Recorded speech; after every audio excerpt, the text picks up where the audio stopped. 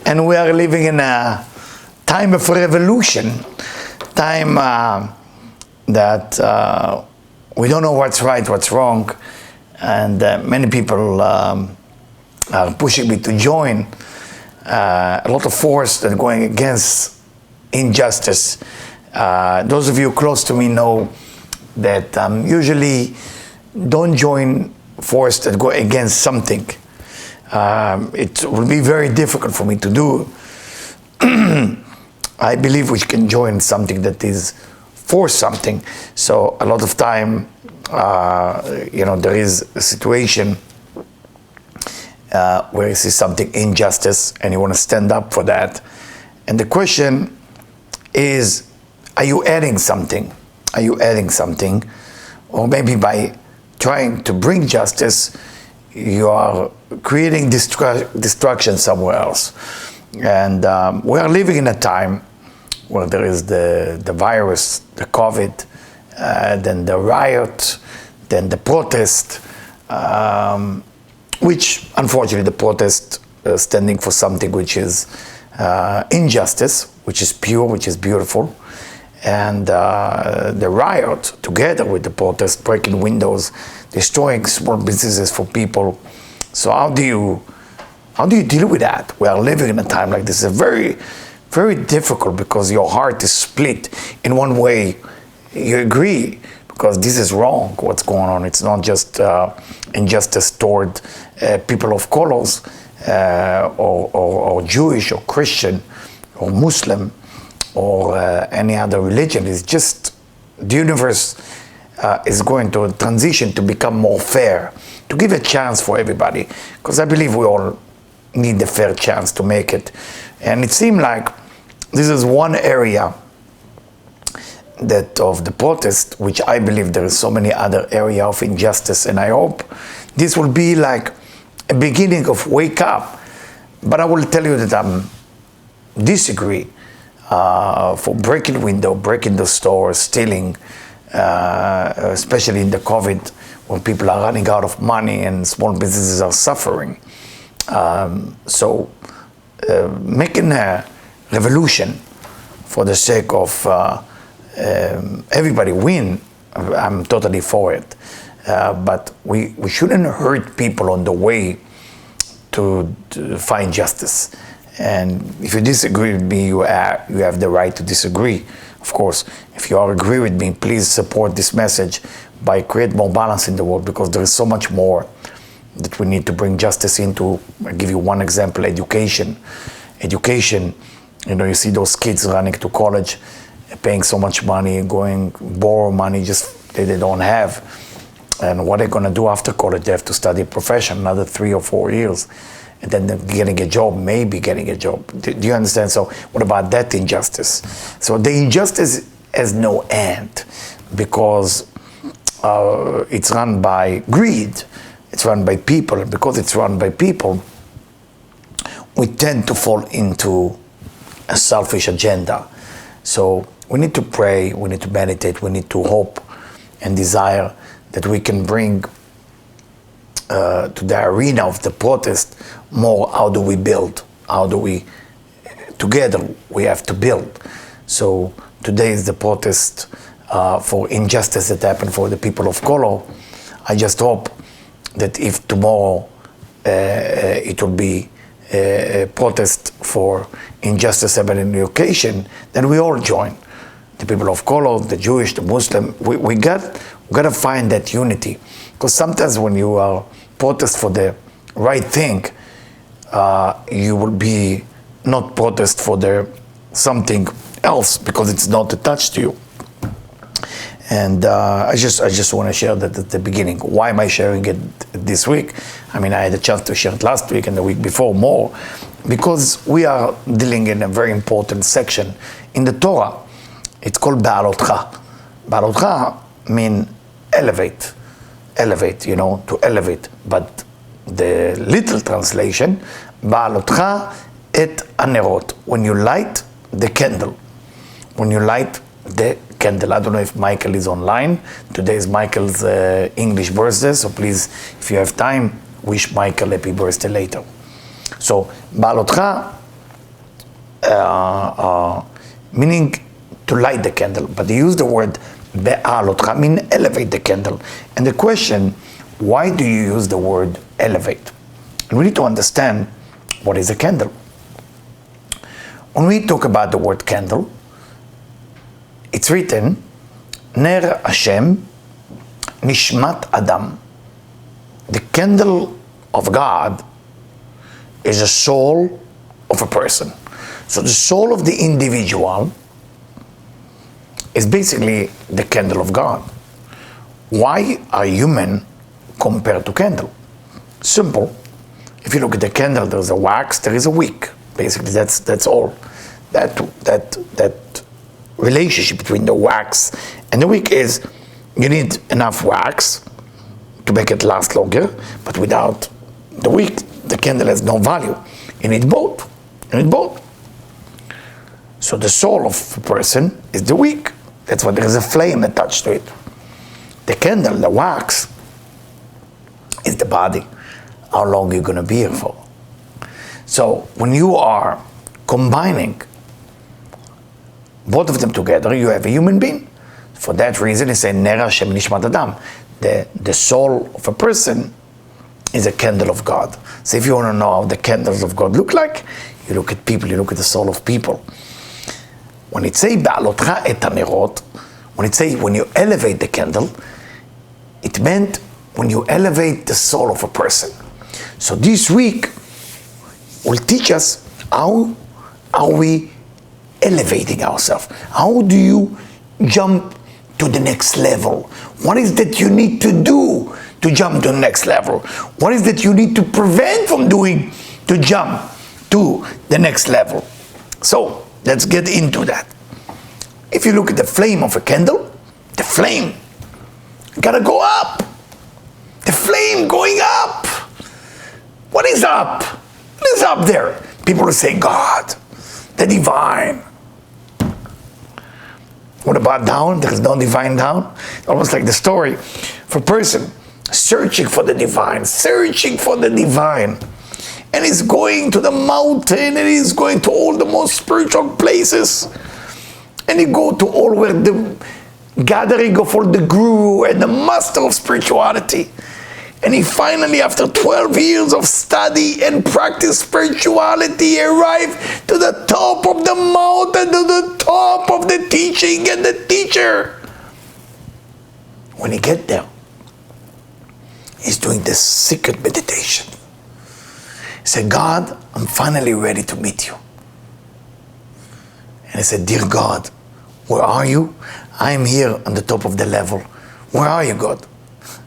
And he hear a voice that say, me? I'm down there in the marketplace with the people.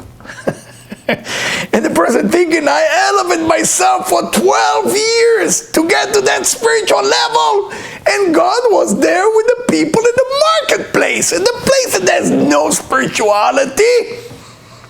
Spirituality, elevation. It's not how high the mountain go. It's not how many guru you believe in. It's not how many meditation you do. It's to find the divine within everything. Yes, in the marketplace. Yeah, of course it's that. I'm about to tell you a story that tell you how far the divine go. The story go was a great master of mysticism, of Kabbalah. His name is not important, but I will say his name. His name is the seer of Lublin. The reason they call him the seer, he could see from the beginning of time to the end of time. Very poor man. People never knew who he was. It was before he was discovered. He and his wife, poor people, have tradition that on Friday night he go and pray and meditate, and she arranged the house a little bit to put some candle and some little food on the table. She realized she miscalculated the amount of coin they have. And she ran out of the candles of meditation for her spiritual husband. She knew that her husband wouldn't mind if she has it or not, because he loved her unconditionally. But she really wanted to do that. So she go to the street to beg for money. She was so embarrassed. And she see that man that everybody judge in town. There is the judge, he's a playboy. He go after every opportunity to party and to do everything. So he's not part of the spiritual people in the village. So she's looking to the other direction, maybe other people pass by, so she can borrow 2 coins.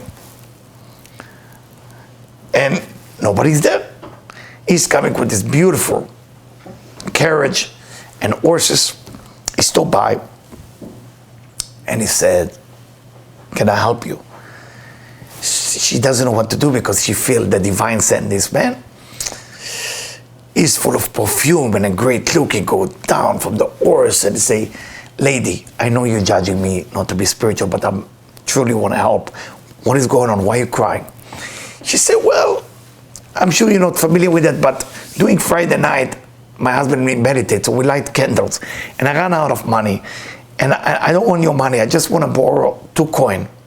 He reached out to his pocket. He said, "Listen, I'm giving you this bill, which is way more than 2 coins. It's yours. It's for me to you as a gift. Please let you and your husband enjoy." At that part, she started crying.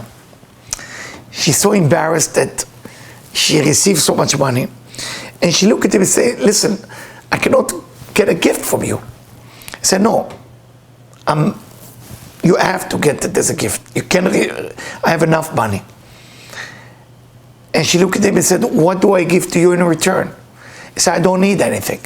I said, "Would you be okay if I bless you?" He said, "If it makes you happy, please bless me." She put her hand around his head. And she said, "They make the divine and the angel will let you feel the feeling of spirituality by Friday night." And I said, "Thank you, my lady." And he go back on the carriage and he go to his party. In the meantime, her husband was the greatest spiritual person at that time, but nobody knew him yet. He's praying, but when he's praying, my friend, it's not like you and me praying. You know, we pray, sometimes we look at the book, we read a little bit words here and there, we cry when we're emotional, we laugh when we're happy, we are moody. But when him, the Seer of Lublin, pray, his body maybe is there, but his soul left. His soul left to the 7 levels of prayer. And he reached to the highest. And he reached to the highest, there is angels waiting for him. He said, the seer. He said, "Yes, my dear angel, what's going on?" He said, "We have a little issue, we need to talk to you for a second." He said, "What's going on?" He said, "Listen, we're very much accustomed to the idea that you bless people even if they don't deserve. We're okay with that. All the angels agree with that. But now, your lovely wife do the same. Now it's 2 people doing it, giving free blessing to people who's not deserving that blessing. They did nothing for that." He said, "What are you talking about?" He said, "This playboy, remember from your village? Your wife just blessed him." He said, "And what exactly the problem?" He said, "The problem that the blessing of somebody like your wife or like you are very holy people. When you bless people, it happens. And that light that's going to come into their life, it's a lot. They didn't do enough for that." He looked at the angel and he said, "Where is this playboy right now?" He said, "Do you really want to see?" And he said to the angel, "Help me." And they opened the curtain of heaven and they show him. And of course, he's partying with everything that moved at that time. And the Seer of Lublin looked at the angel and said, "Dear angel, why do you think it cannot be spiritual?" They said, "We are angel, we don't know." And he looked at the angel and said, "I tell you, give me a chance here by giving that person only 25 minutes of spiritual feeling. Would you allow him to feel the blessing of my wife, not for the whole day, but just for 25 minutes?" The angel said, "No problem at all." At that moment, the soul of the Seer of Lublin going back to the body. The Seer walking home. arrived to his wife, they're having their dinner, they meditate. That one scene, the playboy, in the middle of the party, as an awakening, spiritual awakening. He starts looking at his life and say, what am I doing with my life? What a waste of time. What a waste of relationship. What a waste of everything. I can't continue like that. But where would I go now? He get out of that place and he start crying, start feeling ashamed. He never felt like this in his life. He felt empty. So he's going around looking for where to go. And he goes back to the place where he gave the money to the lady. And he see from far a little home. It was look like a shack because they were very poor. And he get closer, knock on the door. And of course, her husband, Silverlin, opened the door together with his wife. She recognized him, say, welcome, we have a little food for you too.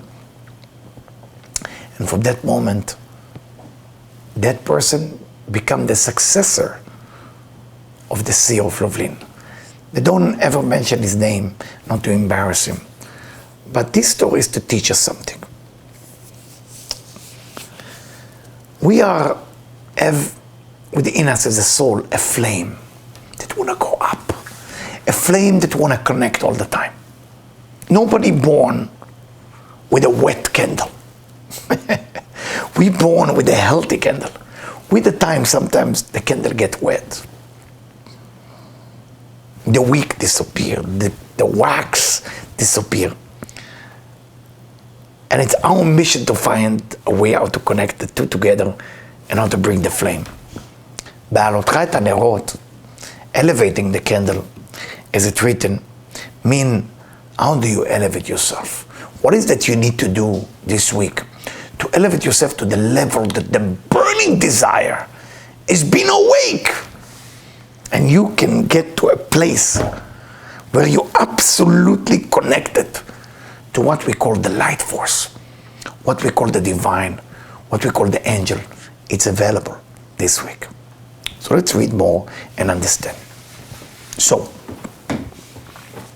when we talk about elevation, we are talking about going above something simple is called the egoism, the ego.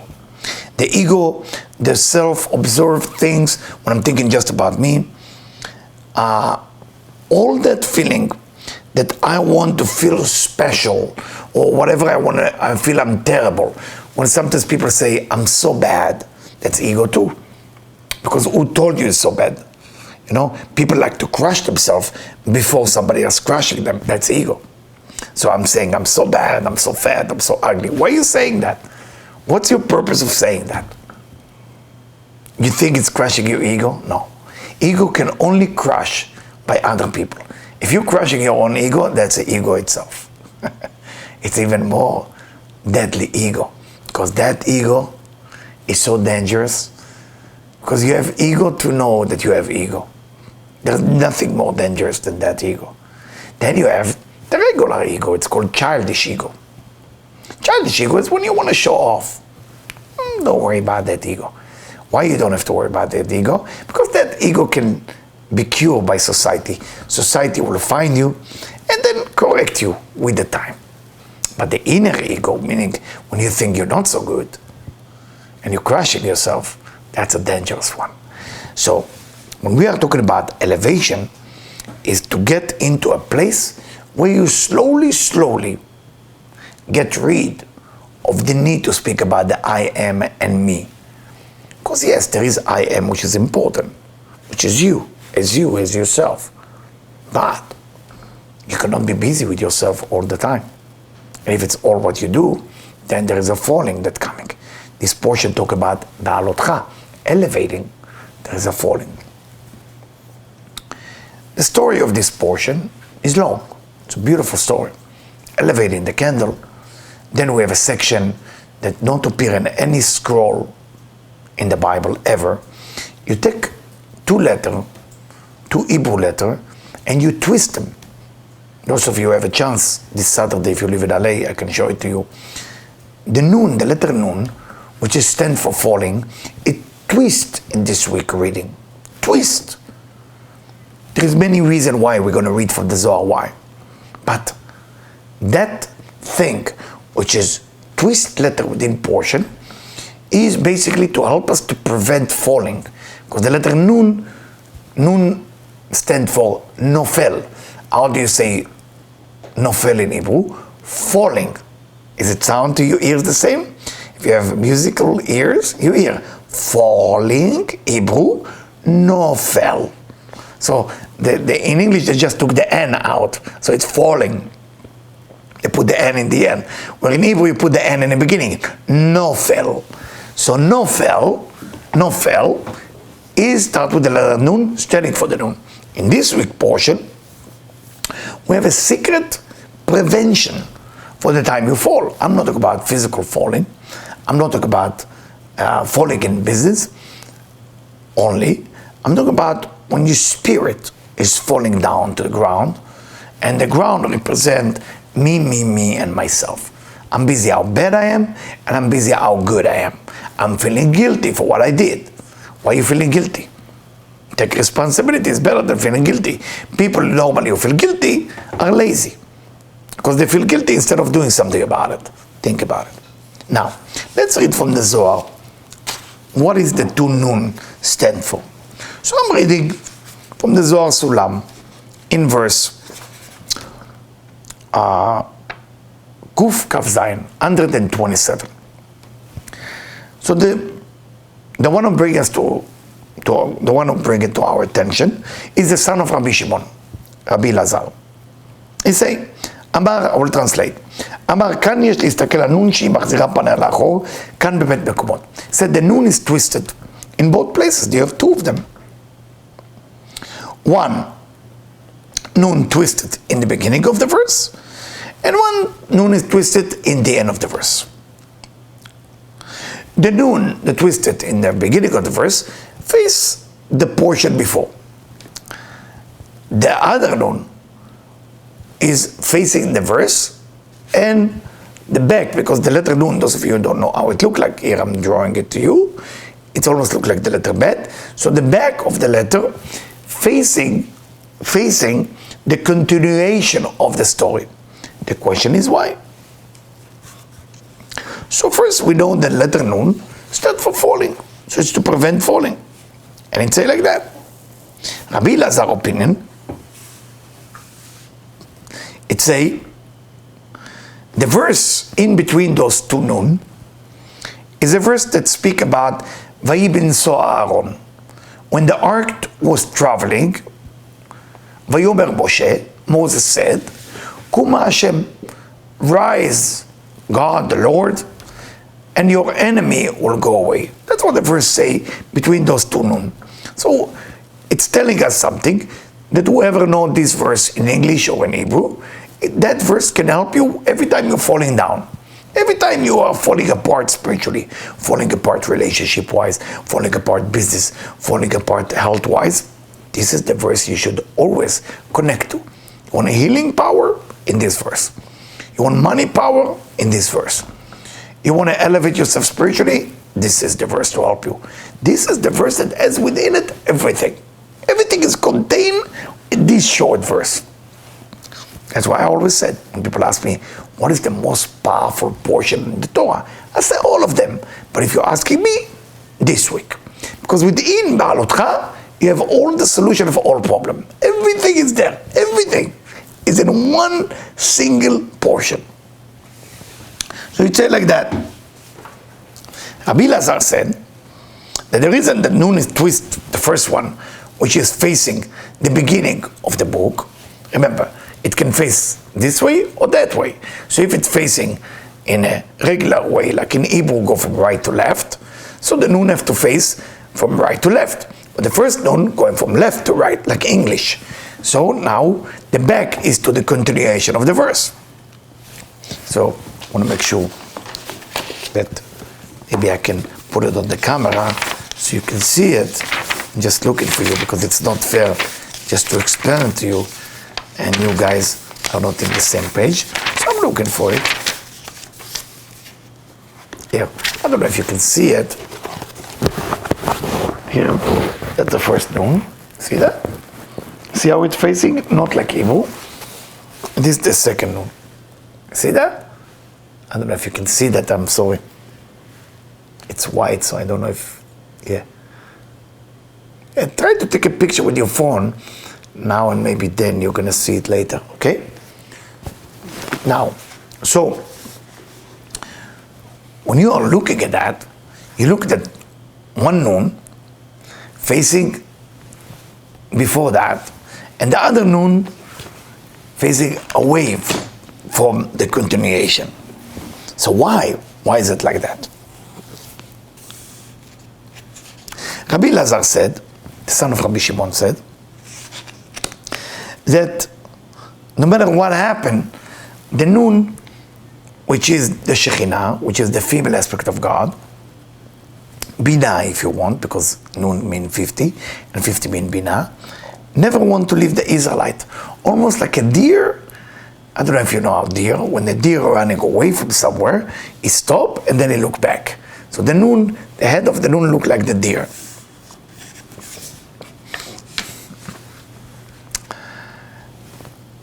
Rabbi Shimon, the father of Rabbi Elazar, answered to his son, it's true that we need to have two noon, one going this way and one going another way. But he said to Rabbi Shimon, לא החזירה המלכות פניה מישראל, לא הפסיקה השפעת, כמו שאמר רבי אלעזר, וכן הנונה הזו כתובה צריכה להיות בהיפוך, וכן זו נונה אחרת העליונה. That's why I disagree with you, Rabbi Shimon, Rabbi Elazar. The first noon, I agree, it's facing the Israelite because he loved the Israelite, that they are spiritual and part spiritual.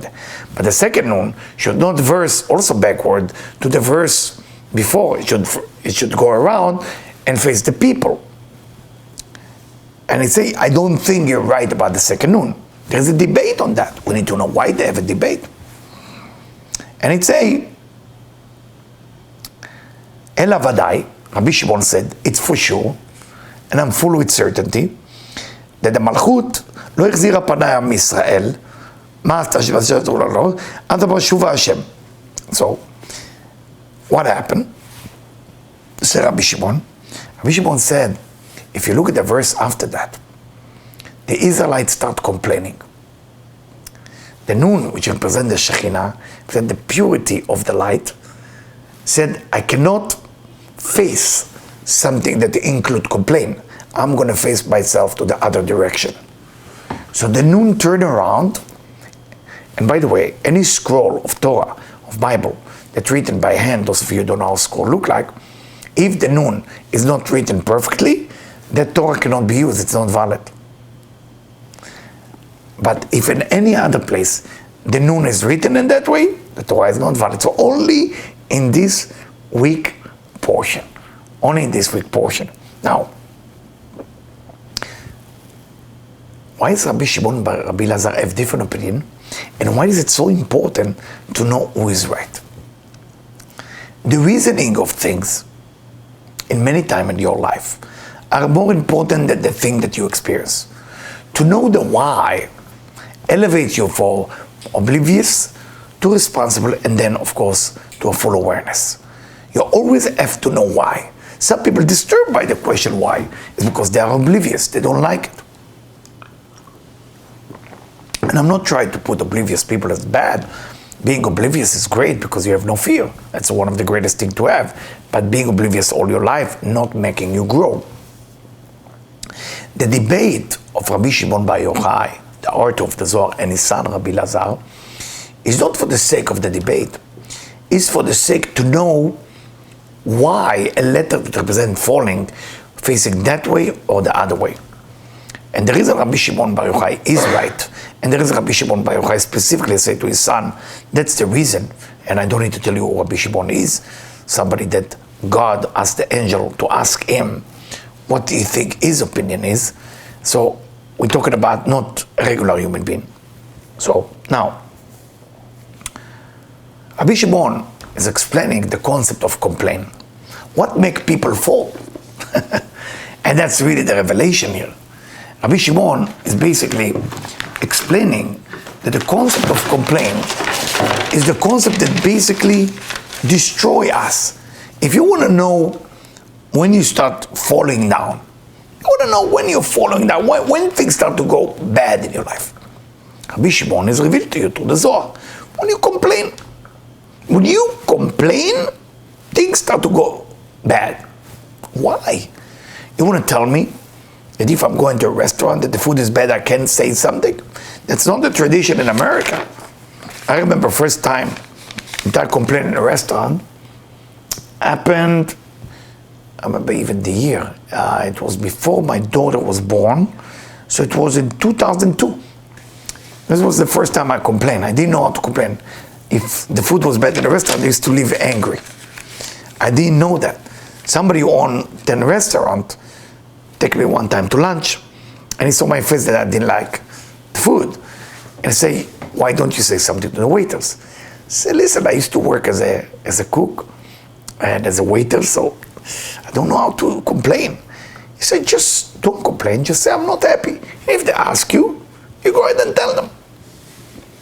So the question, is complaint bad or not? Depends. If you complain for the sake of making things better around you, you complain about the government for the sake of making the government better. You complain about the police to make the police better. You complain about the law to make the law better. You complain about the food to make the restaurant better. That type of complaint is called a building complaint. That's not a falling complaint. So Rabbi Shimon Bar Yochai is clear out the concept to Rabbi Lazar. He said, listen, if you are understanding why the noon is there, you have to look at the next verse. What was the next verse right after that? Okay, if you look at the next verse. Vayam mitonenim. The people start to complain.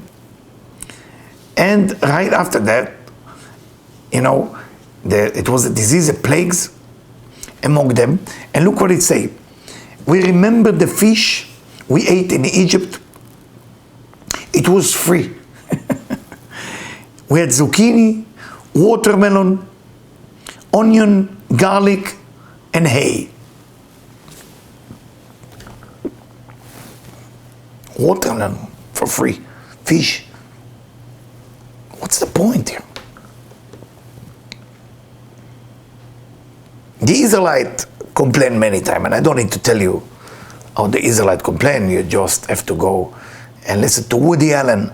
Woody Allen said, when you go to an Israeli restaurant, people complain twice. Why the food is bad and why the portion are too small.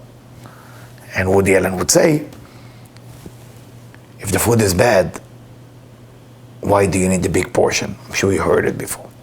So, the idea here, God created a new food for them. What food was God feeding them in the desert? It's called the manna. What is the manna? Food that comes from heaven. What is the food that comes from heaven? It's called consciousness food. It's the angel food. The food becomes whatever you think it is. So you sit in a restaurant with no menu. There's no menu in a restaurant. And so whatever come on your plate, you think what it is, and it becomes. Can you complain about something like this? Can you find something wrong with that? You just tell me, how can you find what's wrong with that? Well, they did. They did find what's wrong even with that. But it's your own creation. How can you complain on your own creation? Complain not for the sake of making things better. It's an addiction. There is no worse addiction than complain, not for the sake of building, for the sake of complain. There is a disease like that. It's a disease, it's an addiction, worse than cocaine and alcohol and gambling. I have to complain. Can't help it, I have to complain. So when they complain, before those two noon twisted, they complain of their disability to complain. That was the complaint. I'm not able to complain. God gave me everything. I'm angry. How can I complain? For that reason, King Solomon said, Im ra'ev oivecha, Achileu lechem. If your enemy is hungry, give him bread. There is a long verse, but the short part, they say, Ki gechalim ata chote al rosho.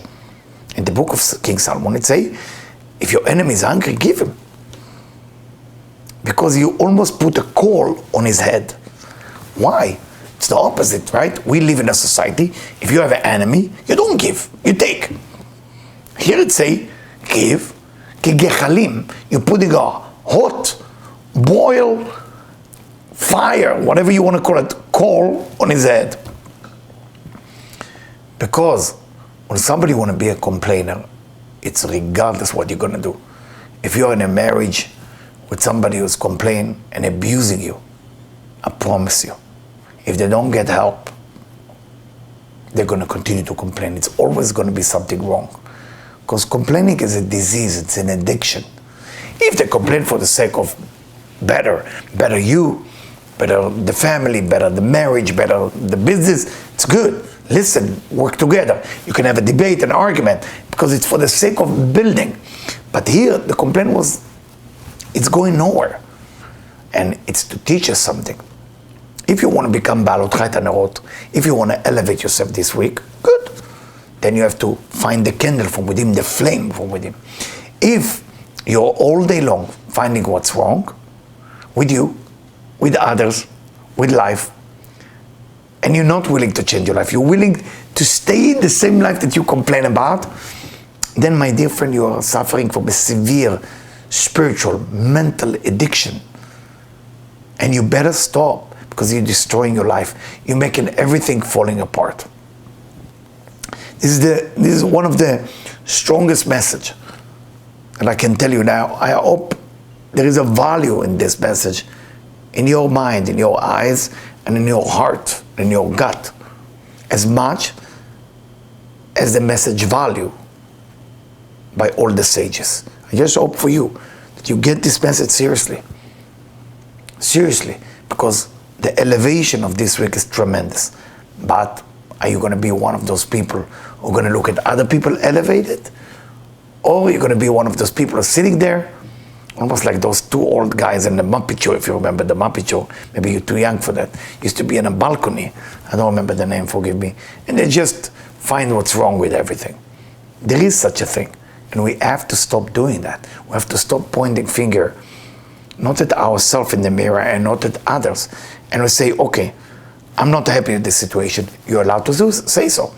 But what am I going to do about it? What is the change I'm going to take?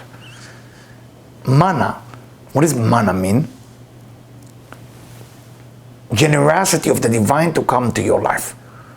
Am I going to find something wrong with that? Yes, you will. But do you want to find out to use it? Do you want to find out to build it? That's good. Please remember that. Please.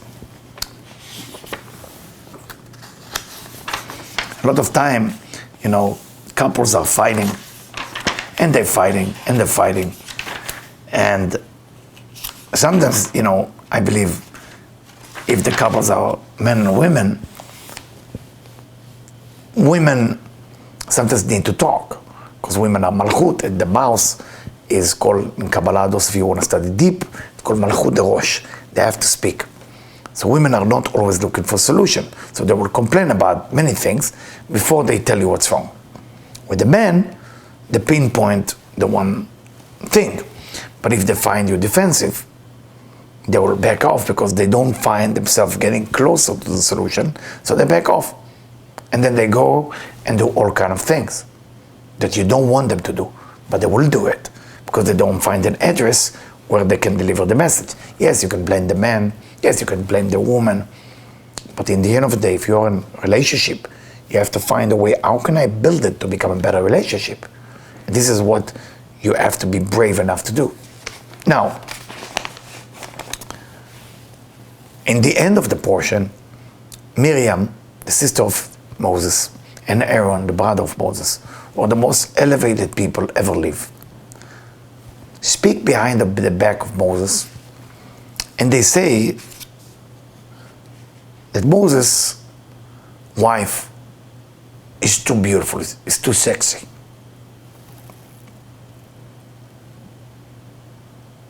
If you look at the translation, you might get confused. You say, Ki isha kushit lakach. If you look at the translation, and I ask you to look at it, he have a wife who's too dark. But they don't say it in a connotation of negative, they say it in a connotation that she's too gorgeous. How can a spiritual leader have such a beautiful wife? And right away, Miriam, the prophet, was covered with leprosy all over her body. In that moment, God heard Moses pray, and he shared the shortest prayer ever created. It's called El Narefanala. Everybody should know it by now, because every time somebody gets sick, you just say this mantra and you remove the disease. El Narefanala. Those of you who don't know how to say it, Debbie will be happy to send it to you. El Narefanala. And when you say that verse, you remove the negativity of the disease. El Narefanala. Now why? Why does that happen? Of course, the Bible is not here just to tell us a story. The Bible is here to tell us that when we are judgmental, we're always going to find something to judge. The food, judge ourselves, judge others. We judge the spiritual leaders too rich. We judge the spiritual leader are too ugly. We judge the spiritual leader are too tall. And then we're going to judge why the spiritual leader should have a beautiful wife. We don't believe spirituality can go with perfection. We believe spirituality has to be damaged. Spiritual person has to be with the tear pants, poor, no food to eat. He and his wife are ugly. Or if she's the spiritual leader, so she and her husband are ugly. Who put that into the brain of people? Religion. Religion damaged the brain of humanity only in the last 200 years. So it's not old.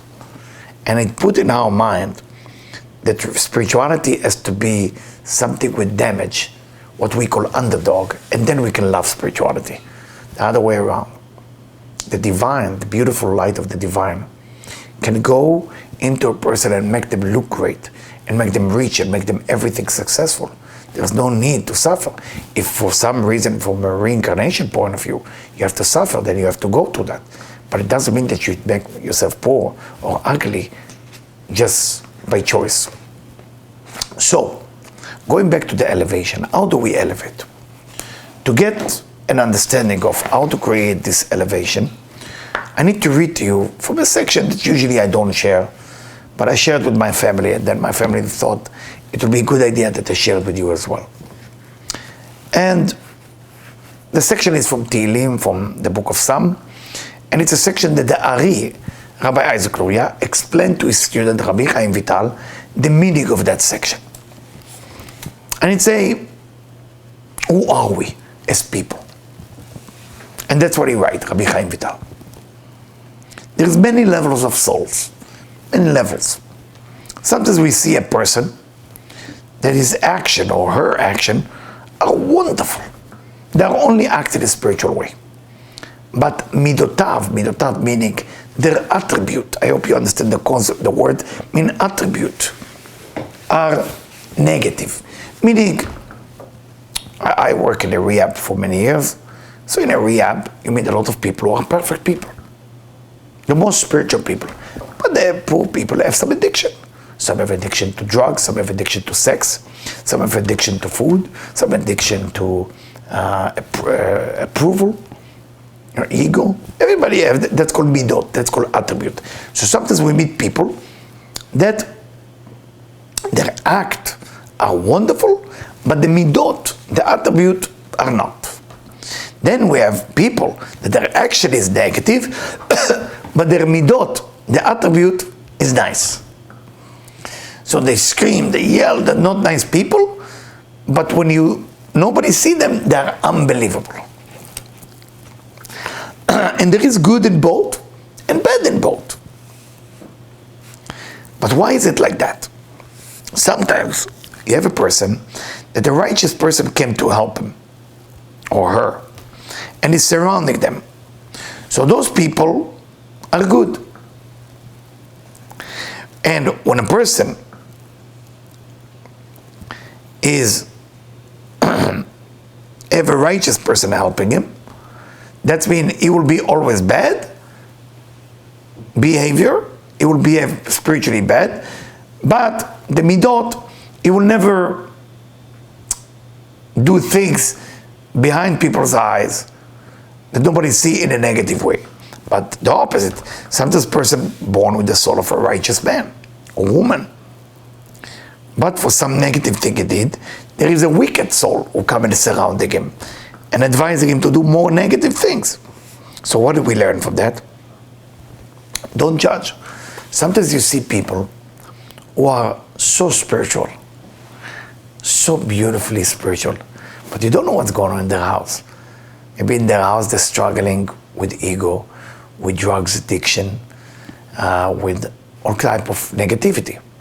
Then you have the other people who are never been spiritual. They do all the negative things that written in the book not to do.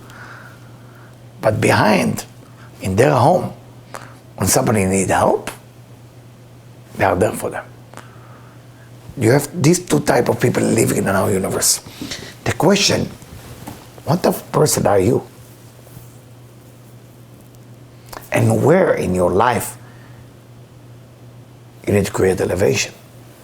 Is elevation need to take a place in area of how you act outside or how you act with yourself inside? And this is a question that you need to ask yourself, because sometimes when you are busy with how people will see you, then when you go home you do all the negative thing. If you look at the other people, they don't care if people will see them. They have a better chance to become more spiritual than people are on the outside. We all see spiritual leaders out there. Wow, there's millions of them. In the old days, 500 years ago, it used to be 5, 6, that's it. Today, there's a spiritual leader everywhere. Everybody's a guru, everybody's a spiritual leader. And I love them all, by the way. I never judge spiritual leader. Whoever want to become a spiritual leader, why not? Welcome, I love you, you know? So when you have a gift, why not to elevate it? The question between you and yourself, what are you doing? Are you for real? And when you do the negative thing that nobody see you doing, do you tell yourself you just did it, or you lie to yourself? That's a question that Rabbi Chaim Vital is raising here. Behaalotcha, meaning to elevate yourself. If you want to elevate yourself, you gotta know who you are. You gotta know where it's difficult for you to elevate. What's real? Are you lazy when nobody see you? Are you cheating when nobody see you? If you're cheating your partner, and when you come home everything is okay, it look good, it's not a problem. For your partner, you look perfect. But inside of you, at least to yourself, do you tell yourself I'm a cheater? At least to yourself, do you tell yourself I'm a thief? You gotta ask yourself that. And for that reason, I want to take you to a short meditation. And in the short meditation, what I want to take you to is to get to a place where you are truly with yourself, you know, like really with yourself, to have something which is looking into your soul, looking into the candle. Maybe that's a better way to put it. Looking at your candles and see how far you can go. To do that, you have to, when you sit or stand or whatever you do, or lie in bed, your eyes, if you look straight, is this way, okay, 90 degree to the floor. You want to make sure that your eyes will look up about 30 degree from the floor. Not 60, not too much, just 30. So it's only the eyes that moving, not the chin, not the jaw. Then the face stay the same, you see? It's the face, it stay the same. So my eyes are just moving a little bit up. When you move the eyes up, you activate a part of your mind to go forward. So try to imagine that the forward here is to be able to do things that you would never dare to do. To be able to say things that you never dare to say, and to be able to think things that you never dare to think. That's how your next elevation will look like.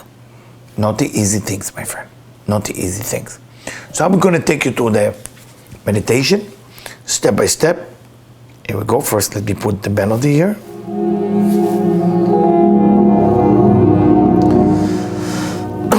I want you to sit and relax. If you're lying down in bed, lying down in bed.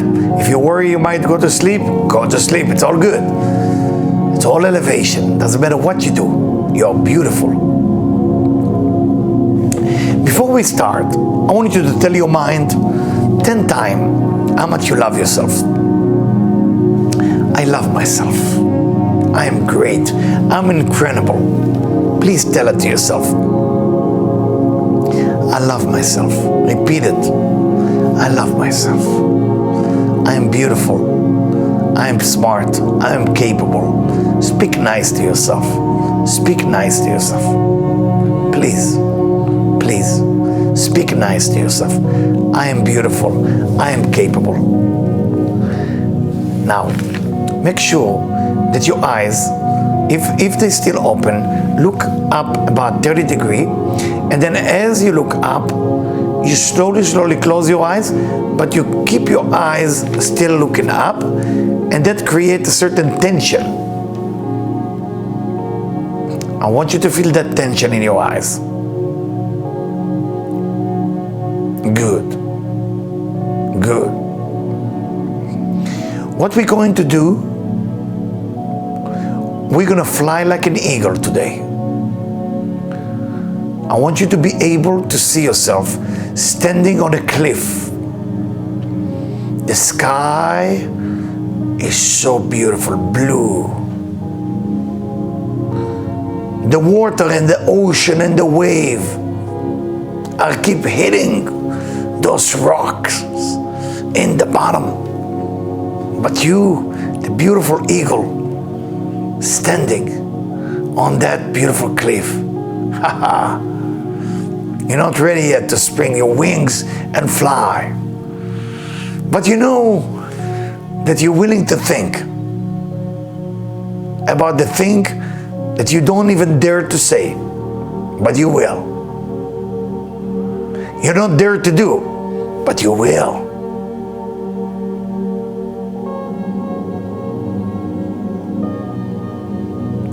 All your action, your thought, and the words are coming to fruition because you're no longer ashamed of it.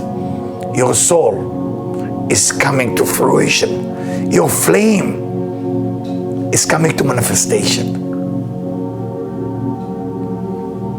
So please, I want you to feel the winds under your wings.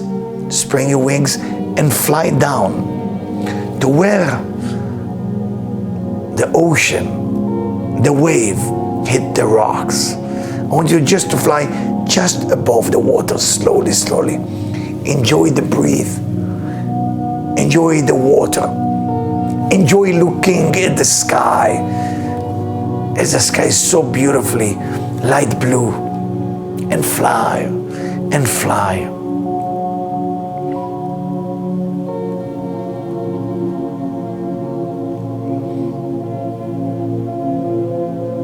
Look at all the details. Smell the ocean. Feel the winds.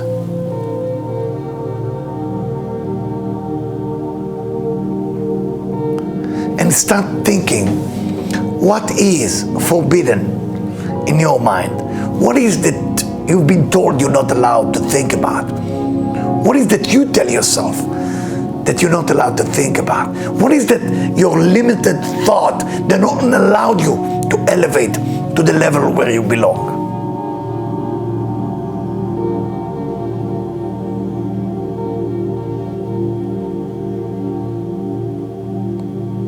As you fly, I want you to land in one of the most beautiful sand, beautiful beach, where exactly the water touched the sand. It's kind of a little bit wet from the wave before, but it's still dry. So it's exactly at that place. And I want you to start thinking, what is that you don't dare to say? You're afraid, you're nervous to talk about it. Put that fear in writing on the sand and wait for the wave to come and erase that fear.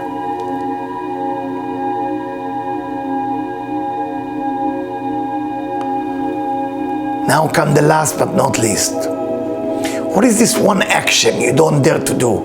Is it confrontation? Is it speaking up? Is it teaching? Is it public speaking? Is it asking somebody out? Is it offering a friendship on Facebook or Instagram to somebody you like? What is that you don't dare to do because of fear of being hurt or because of fear of being judged? Accept yourself. Accept yourself. Write that fear on the dirt. Write that fear on the beach, on the sand. Big letters. Please. And I want you to see as the wave coming to erase all those fear you have. And you're wearing one of the most beautiful smiles you ever wear on your face right now.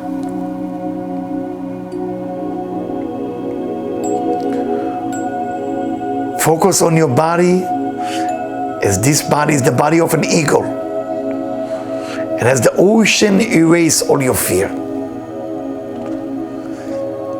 you are flying above the wave and say thank you to each wave that comes to your life. Each wave that comes to erase your fear.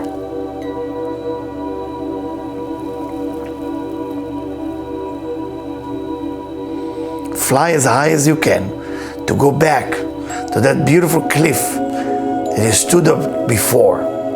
Fly as high. Elevate Behaalotcha. Elevate your candle.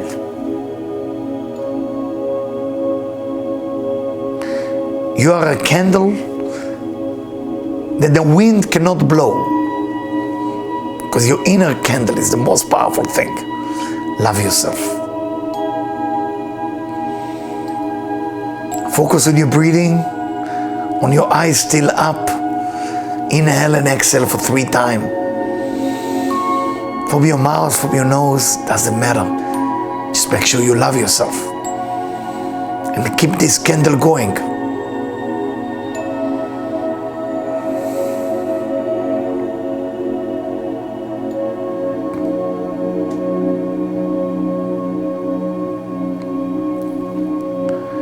I want you to thank you so much. Say thank you to all of you for joining me tonight. You know, this meditation was short, I know. It was only 9 minutes. I'm sorry for that. But you can do it at home, with me or without me. So make sure you believe in yourself. Make sure you do the thing that you always dream about, but you gave it up because of fear. Make sure you say the thing that can build you and build others. Speak up, because it's going to build others. There's no reason to speak to destroy others, of course, you know it. And have some thought about all the great things that you ever want to think about, and you didn't dare. Because this section called Behaalotcha, meaning elevating, and I can't wait to dance with you, to hug you, to be with you. You have to understand this situation of all of us, our home, built such an incredible love in my heart to all humanity, to all people. There's nothing that I miss more than meeting face-to-face human being, whatever is shake their hand, hug if they're not afraid of me because I can hug a little bit too strong, or dance with them or do something with them. I hope we can be together very much soon, and we can reveal that love we have in our heart. Let me take a chance now. If you have question, I'm going to say now thank you to all of you, and I'm going to go one by one to say thank you to Marty, to iPhone, to Hannah, Esther, to Sharona, to Nicole, to Joanna, to Linda, to Sabrina, welcome back, to Susan Friend, miss you, Faye, Sarah Goldstein, Esther, Jeff Rosenkreten, Alan, Jennifer Pinto, Gabriel, Dua Queen, did I forget somebody? Charlotte Meyer, of course, Sabrina and Lola, Gabriel, I say it, Michael Englander, happy birthday, happy English birthday, Michael Englander.